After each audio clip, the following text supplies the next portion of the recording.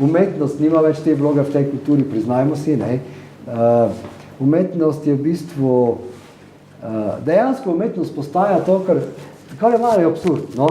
Mali absurd je to, da smo v bistvu včasih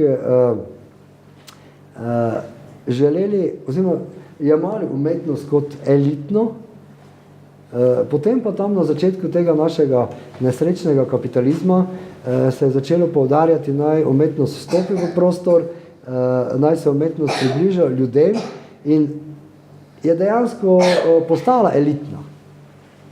Postala je zanimanje, dejavnost in interes tiste majhne skupine, ki jih umetnost še zanima in ki so večinoma tudi sami povezani z umetnostjo.